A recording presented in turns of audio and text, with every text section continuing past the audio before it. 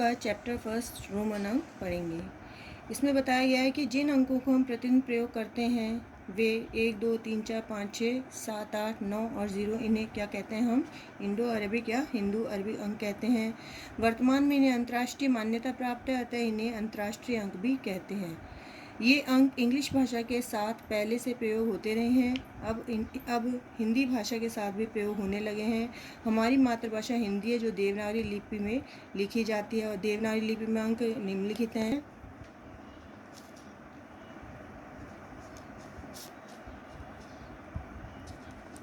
देवनागरी लिपि होती है, इसको हम बोलते हैं 1, 2, 3, 4, 5, 6, 7,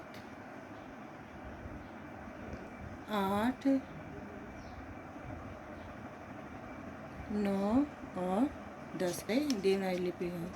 अब एक रोमन यूरोप महाद्वीप में एक बड़ा नगर है। प्राचीन काल में रोमन अंक बड़ा राज्य था। यहाँ के निवासी लैटिन भाषा बोलते हैं, जो रोमन लिपि में लिखी जाती है। रोमन लिपि के अंक रोमन अंक कहलाते हैं।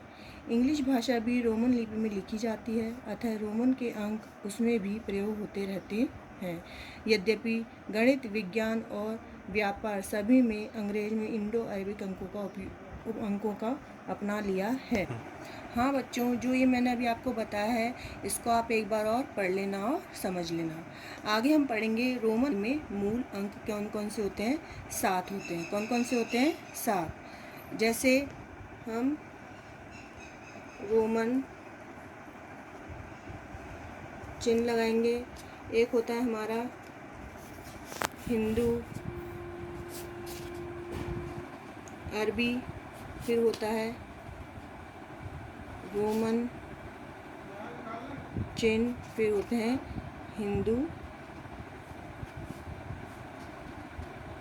अरबी। इसमें एक होता है, एक रोमन चिन्ह ये होता है फर्स्ट। सेकंड होता है, इसको हम बोलते हैं 10। एक होता है C और फोर्थ होता है M। इसको हिंदू अरबी में कहते हैं, फर्स्ट को A, X को बोलते हैं 10, C को बोलते हैं 100 और M को बोलते हैं 1000 मीन्स 1000। अब 5th नंबर पे है V। V का हिंदू अरबी अंक है 5। 6th है हमारा L। L का हिंदू अरबी अंक है 50 और 7th है हमारा D। इसका हिंदू अरबी अंक है 500। इस प्रकार हम 1 से 10 तक की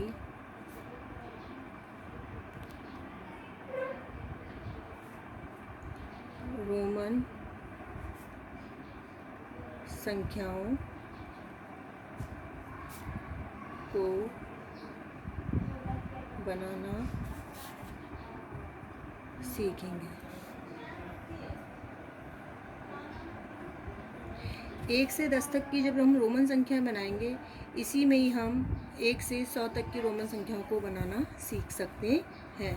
अब जैसे हम इसको लिखेंगे, 1 को ऐसे, 2 को लिखेंगे हम ऐसे, 3 को लिखेंगे 3, 4 को लिखेंगे इस प्रकार, 5 को लिखेंगे V, 6 को लिखेंगे V1, 7 को लिखेंगे V11, 8 को लिखेंगे V11, 9 को लिखेंगे 1X और 10 को लिखेंगे हम X। अब हम 20 को रोमन अंक में कुछ और रोमन अंकों को सीखते हैं। जैसे 20 को लिखेंगे XX, 30 को लिखेंगे XXX, 40 को हम बोलते हैं एक्स और एल। ये किस प्रकार होगा, क्योंकि एल एक्स होता है हमारा 10 और एल होता है हमारा 50। तो 50 में से हम 10 घटाएंगे तो हमारा हो जाएगा ये 40। 50 को लिखेंगे हम एल, 60 को लिखेंगे एल एक्स। एल एक्स कैसे होगा, यानी एल होता है हमारा 50 और 10 होता है हमारा 10, तो ये हो जाएगा हमारा 60। 70 को लिखेंगे L double x, means L हो जाएगा हमारा 50 और ट्रिपल एक्स हो जाएगा हमारा 20, तो ये हो जाएगा हमारा 70। 80 को लिखेंगे एल ट्रिपल एक्स, तो एल हो जाएगा हमारा 50 और ये ट्रिपल एक्स हो जाएगा हमारा 30, जिसको हम बोलते हैं 80। ना एक्स सी, एक्स सी किस प्रकार हुआ, एक्स तो हमारा क्या हो गया 10 और सी हो गया हमारा 100, तो ये हो गया हमारा 90। 100 में से 10 माइनस किया तो हमारा बच गया 90।